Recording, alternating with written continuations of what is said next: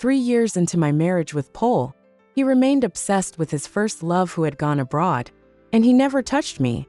The day I put on a pretty dress, hoping to seduce him, he said, "You disgust me. All you want is a child, isn't it? You could have one with anyone. You're so cheap." Later, I became pregnant with his twin brother's child, and he went crazy. "Didn't you only love me? How could you like him?" 3 o'clock in the morning, and Pol finally came home. He took off his coat and hung it by the door, acting as if he didn't see me.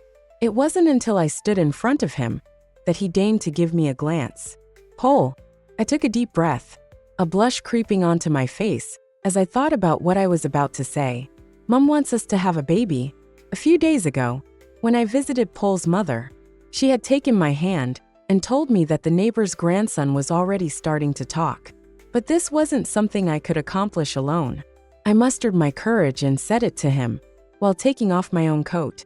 Underneath, I wore a short dress. The black lace trim accentuated my figure, designed to entice. I kept my head lowered, not daring to look at him. I gently reached out and took his hand. All I heard was Pol's cold laugh. "Blanca, you look disgusting." His eyes were filled with ice. When he touched my exposed skin, I couldn't help but get goosebumps. "I will never touch you. Get that idea out of your head." He shook off my hand, a look of disgust sweeping across my face, as if he had seen something unclean, and turned away. My heart ached as if it had been stabbed with needles. I knew Pol had someone in his heart, but even a stone would have warmed up after 3 years of marriage. Yet, I couldn't warm his heart. "Why? Are you keeping yourself pure for Malik?" I couldn't control my emotions, saying the words with a hint of mockery, tears glistening in my eyes. "You're not worthy to mention her." Pol's expression changed instantly. How ridiculous. The only person who could make Pol, a man of such composure, change his demeanor was Malik. His first love. Chapter 2. Clearly, he and I were the legally married couple. Yet, he used the most malicious intentions to judge me. "Blanca, you'd better behave yourself. So cheap. Can't you live without a man? Even if you stripped naked in front of me, I'd find you repulsive," Pol said coldly, defaming me with the harshest words. Tears streamed down uncontrollably. 3 years of marriage. Pol either ignored me or verbally abused me. He never showed me a kind face, but I had never done anything to hurt him. Our marriage was his initiative in the first place. I was ecstatic, as if happiness had suddenly knocked on my door. After 5 years of secretly loving Pol, my wish had finally come true. "I just want to have a child with my husband," I murmured softly. Or perhaps, I just wanted Pol to really look at me, not like an enemy. "Fine. Since that's the case, I'll grant your wish. You want a child, don't you? You can have one with anyone." Pol's expression was tinged with mockery as he took out his phone. "Teo, come to my house now. Blanc is looking for you." I was momentarily stunned. Why call Teo at this hour? "You want a child, don't you?" Teo and I look exactly alike. Pol was cut off before he could finish. "Are you crazy?" I exclaimed. Teo was his twin brother. I was his sister-in-law. Pol was not only insulting me, but also insulting his own brother. I couldn't imagine how any rational person could have such a thought. It was as if Pol had suddenly rotted in my heart. "Oh, this is too much. What about how you treated Malik back then?" I wept before I could finish. Teo swiped his fingerprint to enter the house. He lived in the same complex, so he arrived quickly. "What do you need me for at this hour?" Teo asked, running a hand through his hair, looking like he had just woken up, the strong smell of smoke clinging to him. He called me with a teasing tone sister-in-law. Chapter 3. I truly couldn't bring myself to speak. Pol's idea was too absurd. I turned my gaze away, not looking at him. "Mum said she wants a grandchild. You and Blanca should have one," Pol said, the words slipping from his thin lips. Teo was stunned for a moment, not immediately processing what he had heard. How could any normal person have such thought processes? I thought Pol must have gone mad. The next second, I saw Teo's lips curve into a smile, and he readily replied, "Okay." I looked at Teo in disbelief. Was he crazy too? He smiled, meeting my gaze. He put an arm around my shoulders, pulling me close to him. "Bro, go to sleep. I'll have a chat with my sister-in-law. Pole stood before us, a brief frown appearing between his brows before returning to his usual composure. He simply grunted and turned to go upstairs. I watched Pole's back, step by step, receding from my sight. My heart also sank little by little. What's with that expression? Teo patted me, his tone slightly gloating. Take your hand off me. I sat dejectedly on the sofa, and Teo picked up a coat and covered my legs. Come on, I'll take you for a drive. It's too boring to stay here. Teo persisted until he convinced me to change my clothes and practically dragged me out the door. Chapter 4. The evening wind carried a chill, whistling and ruffling my long hair. I sat on the back of Teo's motorcycle, loosely holding onto his clothes, not leaning in too close. Hold on tight, Teo shouted, his voice carried away by the wind. I didn't speak or move. Regardless, I was now his sister-in-law. Teo suddenly accelerated. I lurched forward, crashing into his back. A hard back that made me ache. Teo! Ha ha ha. The roar and laughter dissipated into the scattering evening breeze. Teo sat beside me. What are you thinking about? I shook my head, my mind a mess. After Pole said those words, I realized I had never really known him at all.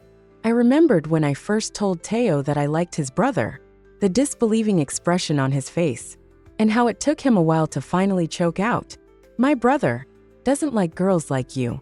So many years later, he had been proven right. Pole and I, who could initially be friends, had become complete enemies after marriage. I grabbed the wine beside me and drank it down. Teo took a bottle and silently clinked glasses with me. Get a divorce. Teo's deep voice echoed across the grass. He's not right for you. Tears uncontrollably fell. This wine, why is it so bitter? An unrequited love was too bitter. I had been entangled with Pole for so long. He was already tired. And I was tired too.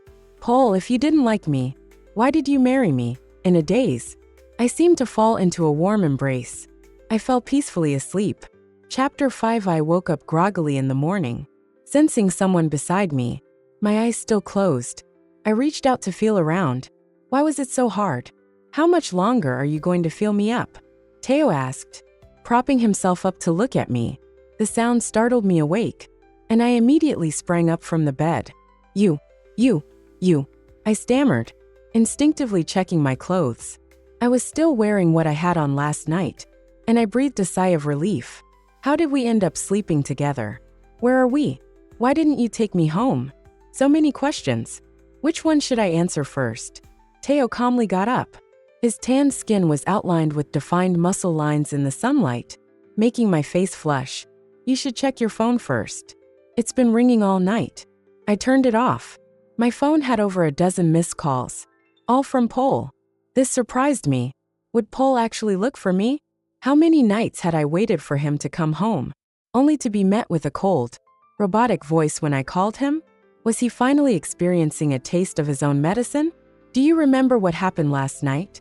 Teo asked, his tall frame leaning against the doorframe, arms crossed. What could have happened? I just fell asleep. My voice trailed off, a hint of guilt creeping in. Oh, Teo chuckled.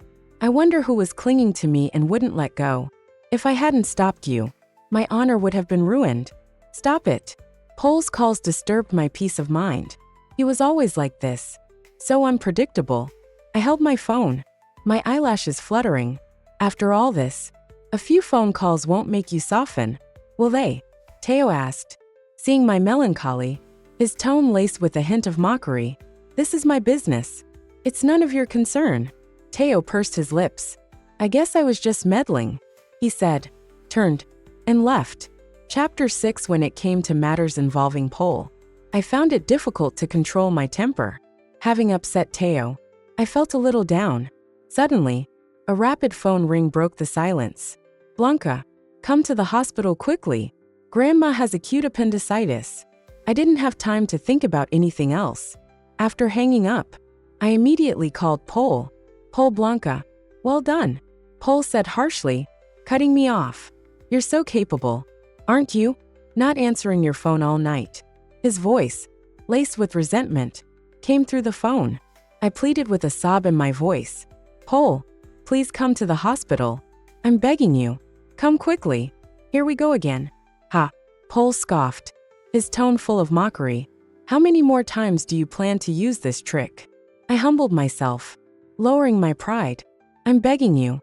Pole, no need to say anything more. Another tactic, to play hard to get. Malik is back. I don't have time to play games with you. You want a child, don't you? Malik can't bear the pain of childbirth, so you can give birth for her. This is all what you owe her. Pole's words were like sharp swords, mercilessly piercing my heart. Malik is back. I couldn't help but murmur. The phone had already gone to a recorded message. Rain began to fall without warning, and tears uncontrollably streamed down my face. How could Pole be so heartless? Without a trace of pity, only accusations and suspicion. Blanca, why are you crying? Teo draped his coat over my shoulders. Why didn't you leave? I was worried about you being alone. Tears blurred my vision. Why did I see concern in his eyes? Like warmth in the snow. I told Teo about Grandma's acute appendicitis. He immediately took me to the hospital. Blanca, don't be afraid. I'm here with you. Teo frowned slightly, gently putting his arm around my shoulders. I'll ask around and make sure they assign the best surgeon so Grandma can have the operation as soon as possible. Teo's shoulders were broad. Leaning on him, I felt a constant stream of warmth, like a flame, slowly burning, melting the frozen ice. Chapter 7. For several days, I stayed in the hospital with Grandma, thanks to the doctors Teo arranged. The surgery was a success. Rumors about Pole and Malik were already spreading like wildfire. Genius designer and the Pole clan lay deep love. Since university, these headlines remained on the trending searches for several days. What made everyone most envious was a candid photo of Pole picking Malik up at the airport. A handsome man and a beautiful woman. A match made in heaven. I had tried calling him once, but Malik answered. Blanca, Pole's in the shower. A sweet, coquettish female voice came through the phone. Hearing those words, I immediately hung up. Although I had expected it, my heart still ached, and tears streamed down my cheeks. After these past few days, I had become utterly disheartened. Some things, after so much entanglement, were long overdue for a resolution. The day Grandma was discharged from the hospital, Teo came to pick us up. Uncle Sue, I can take that. He took the things from my father's hands and helped Grandma into the car. It's been a while. Shawan, you've become even more handsome. Blanca's father patted Teo's shoulder. Teo had eaten at our house a few times in high school. My father had always spoken highly of him back then. Now, everyone knew about Pole and Malik's situation. Some even said directly that they were the real golden couple, while I was a manipulative, wicked woman who had stolen someone's love. In the study, I showed my father the drafted divorce agreement. Have you made up your mind? Blanca's father took off his glasses, his eyes full of love, and said directly, Pole has gone a bit too far this time. I didn't argue. I asked the question that had been in my heart for many years. Dad, did Pole marry me willingly back then? In the years after our marriage, the Pole clan group had grown stronger and stronger. But before our marriage, the Pole clan was just an unknown small business, while my father, who had been in the business world for many years, was considered a somewhat well-known figure. Blanca's father was silent for a moment. Just when I thought he wouldn't answer, he spoke. It was willingly, but back then, the Pole clan was facing a crisis. I hinted to him about our family's connections. Everything became clear. Willing, yet coerced. All these years, Pole had been resenting me. I had thought my father had forced him to marry me, but I was just a result of his weighing the pros and cons. Pole, enjoying the benefits of marrying me, while simultaneously despising me. Now that things had come to this, after so many years of entanglement with him, it was time for me to let go. Chapter 8. I walked into the study, holding the file folder. Pole's first words upon seeing me were laced with sarcasm. The show's over. Finally decided to come back. I hadn't been home for a few days to take care of Grandma. Pole and his first love, after so long apart, were probably enjoying each other's company. How could he have the nerve to blame me for not being home? Having reached this point, I didn't want to say much more. I handed him the file. Pole, let's get a divorce. He was shocked. then roared the next second, "Blanca, you're messing around with other men, and now you come back here talking about divorce." His furious voice made my head ache. I frowned. "Pol, you're the one who pushed me towards other men. Now you're blaming me? Don't you find that ridiculous?" Teo and he were completely different people. Even mentioning Teo at this moment felt like an insult to him. "Blanca, go back to your room. I'll pretend this was just a moment of madness." "No, I'm very clear-headed. I'm letting go." I looked at Pol steadily, at the man I had loved for so many years. Having reached this point, there was nothing left to hesitate about. "Let's get a divorce." Pol swept the file from his hand onto the floor. "Pol, what happened? Why are you so angry?" A gentle female voice came. Malik's slender hand picked up the scattered documents. The papers scattered on the floor resembled my already ruined marriage. He really had brought Malik home. I composed myself, watching Malik gently place her hand on Pol's shoulder, patting his back. "Blanca, long time no see." Malik clung to Pol, looking at me with a smile. "Long time no see. I didn't want to waste any more words. Sign the divorce agreement as soon as possible. I won't ask for a single extra penny in the division of assets." I didn't want to see the two of them. I left after saying that. Chapter 9. I packed my belongings and moved out of Pol's house, staying in a hotel. The day I left, I blocked Pol's number, and he was quiet for a while. My days were quite comfortable. I enjoyed being alone and savoring life. Teo often brought me extra food, and we chatted and gossiped. With him around, the days weren't so difficult. Teo and I were classmates. Two playful people together meant chatting in class and messing around after class. Naturally, I also met Pol. He was a popular figure at our school, a detached and unattainable figure. Although he and Teo shared the same face, their personalities were completely opposite. One was as cold as ice, the other as passionate as fire. My initial impression of Pol was just as my good friend's older brother, a cool academic. I truly fell for him during the high school sports meet in my senior year. I was a volunteer, and I hadn't had time for breakfast that morning, coupled with playing games with Teo the day before. I fainted while on duty. The surrounding classmates exclaimed in surprise. In a daze, I saw Pol's figure. He picked me up and carried me to the infirmary. Why was I so sure it was Pol? Teo had a 1,500-meter race that day. Before I almost fainted, I even heard the announcement calling his name. Therefore, I couldn't help but start paying attention to him. Pol was a very outstanding person in his own right. This infatuation lasted for 8 long years. I sometimes unconsciously had an absurd thought. If it had been Teo back then, would our ending have been different? The fleeting thought was immediately rejected by myself. What was I thinking? Teo had no romantic interest in me whatsoever. I was even his sister-in-law. Chapter 10. Pol sent an invitation. It was for Grandpa Nil's 80th birthday. Grandpa Nil had practically watched me grow up and was a highly respected elder in the family. Even though Pol and I were in the middle of a divorce, he had no choice but to put on a good face and invite me to attend with him. Sign the divorce agreement, and I'll attend with you. Blanca, I can apologize. Stop being childish. We don't have to divorce. We can talk about anything. I only want the divorce agreement. My attitude was firm, with no room for compromise. Fine. Very well. You'd better not regret this, Pol said angrily and hung up. A few hours later, the signed divorce agreement arrived in my hands. Perhaps Pol dared to bet that even if I signed it, I wouldn't actually go through with the divorce, which was why he acted so quickly.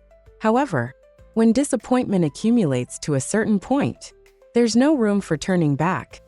He had pushed me away time and time again, and even brought Malik home. My last shred of affection for him had vanished. Chapter 11. Happy birthday, Grandpa Nil. Pol, dressed in a black suit, stood beside me, his behavior polite and appropriate, as we wished Grandpa Nil well. Blanca, long time no see. You're becoming more and more beautiful. The old man was in good health and chatted with me familiarly, not giving Pol so much as a glance. I found it a bit amusing. Pol had never been treated as a background figure before. Blanca, stop this nonsense and come back, Pol said, looking at me with deep eyes. That day was an accident. I only kept Malik at home to have her revise some drawings. Pol, do you love me? He was stunned for a long moment, not saying a word. This question was unrelated to benefits or marriage. He might not love Malik, but he didn't love me either. You have no feelings for me. There's no need for us to be entangled anymore. Some business partners came to find him, and our conversation abruptly ended. I didn't want to watch their insincere interactions and decided to find something to eat. But then I saw someone I didn't want to see. Blanca, why are you here alone? Isn't Pol with you? Malik's slender hand reached past me, picking up a wine glass from the table. Pol was saying on the way here that there was a misunderstanding between you two, and that you needed to talk it out. Now you know that he only has me in his heart, right? I had come alone. Pol had offered to pick me up, but I had refused. So he came with Malik. I found the two of them quite interesting. On the surface, they professed love for Grandpa Nil, but in reality, they loved only themselves. Her smug look in front of me was disgusting. Malik, you were the one who chose to go abroad back then. Isn't it a bit too late to try and win him back now? So what? Malik smirked. If I said you forced me to leave, wouldn't Pol believe it? That's called being a homewrecker. Malik's expression instantly changed. The one who isn't loved is the homewrecker. Pol simply doesn't love you. I couldn't help but laugh.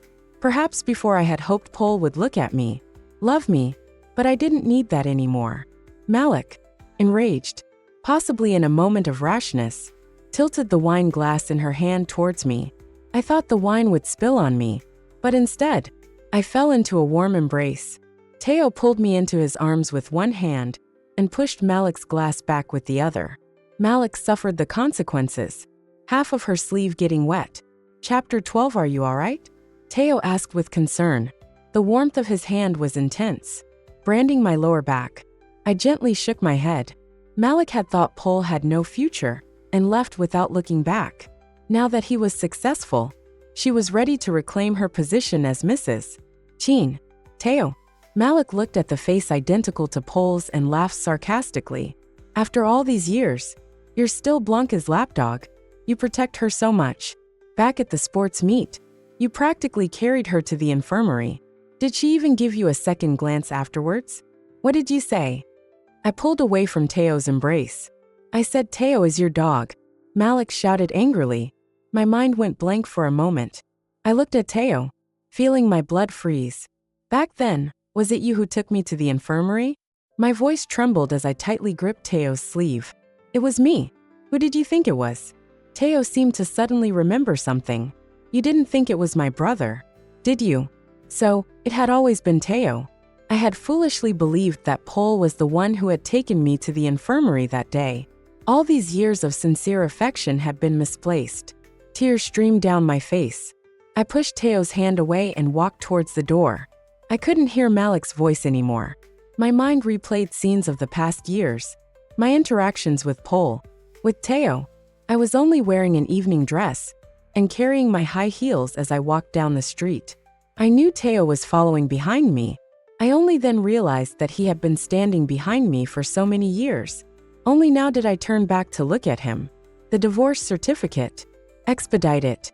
I made a phone call. So many years of entanglement should have ended a long time ago.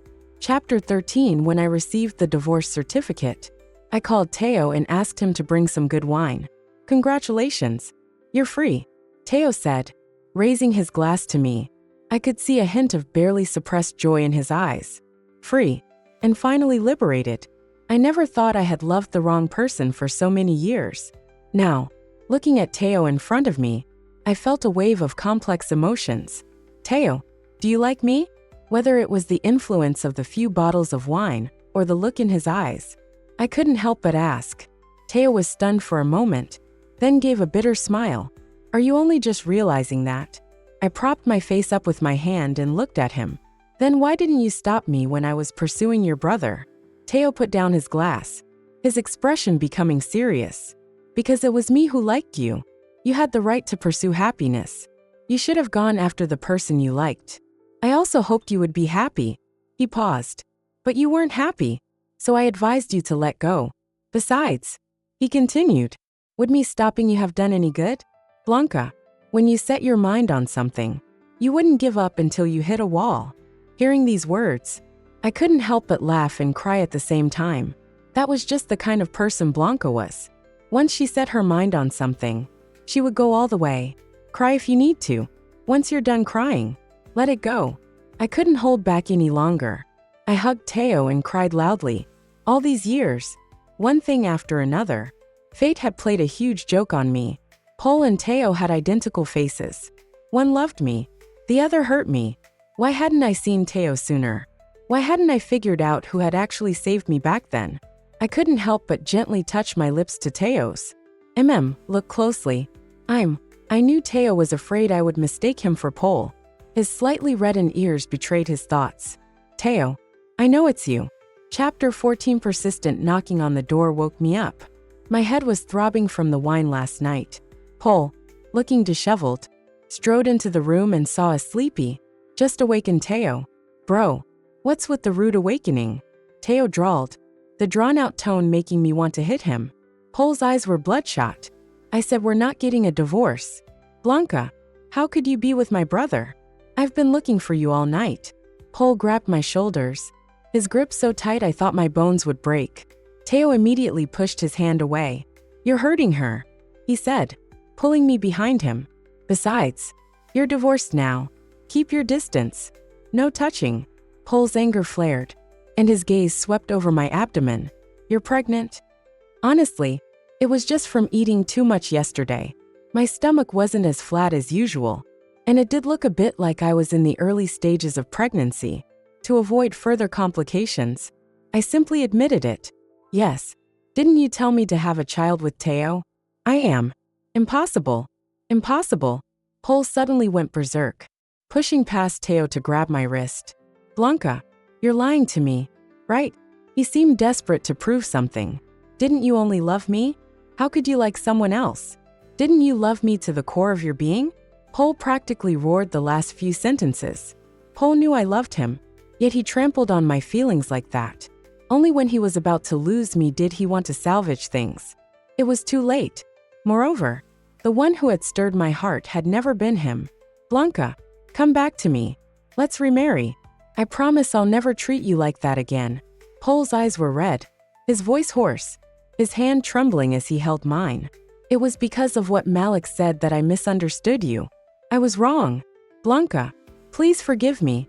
Chapter 15. I slowly pulled my hand away.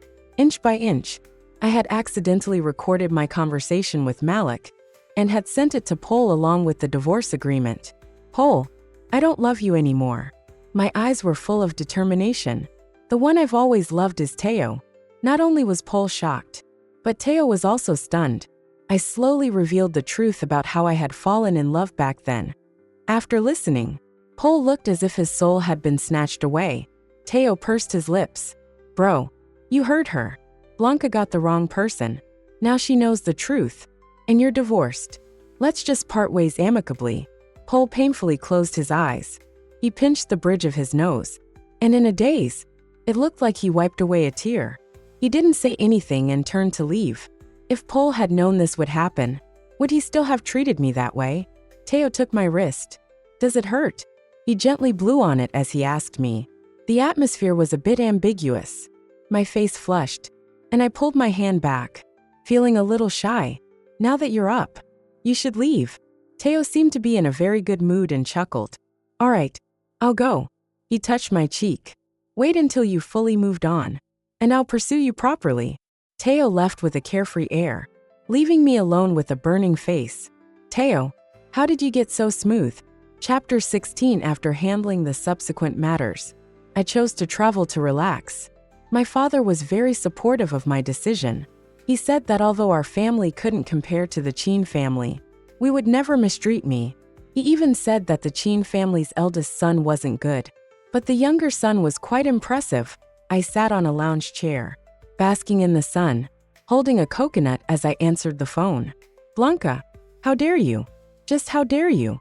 Malik's roar came from the other end of the line. How could Paul possibly like you? How could he? Was it you who wrote the letter after high school graduation?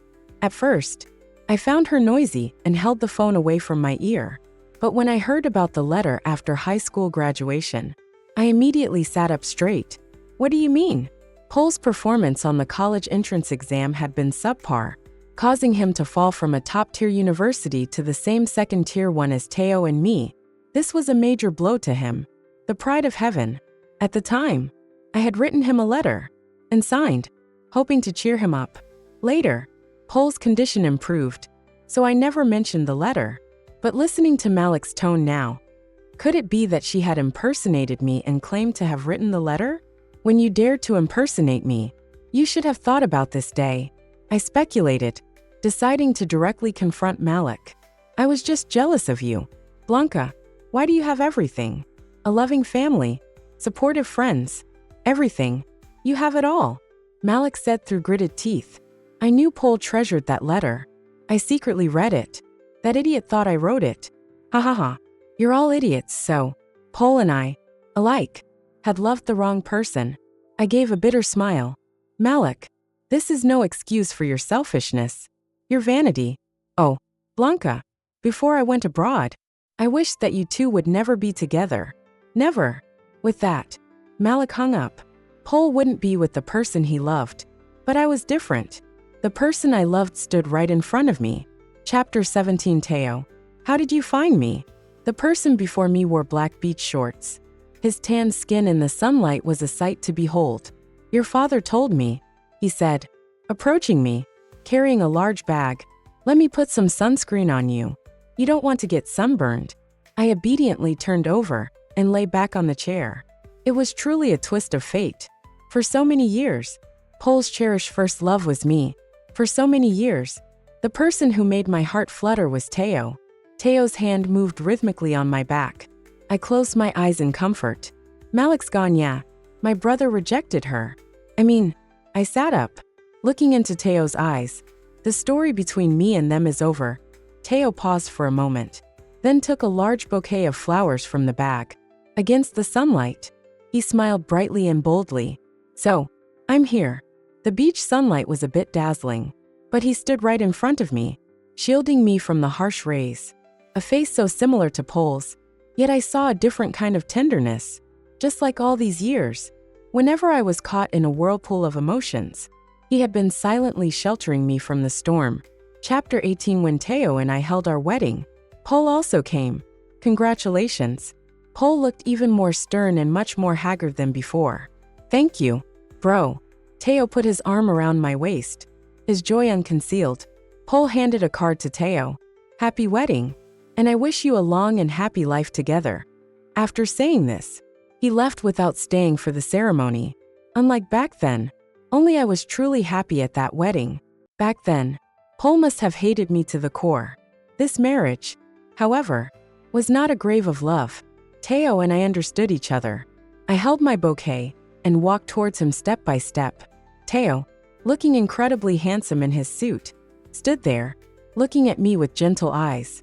When my father placed my hand in his, I vaguely saw tears glistening in Teo's eyes. Why are you crying? You're embarrassing yourself. I couldn't help but whisper a playful complaint.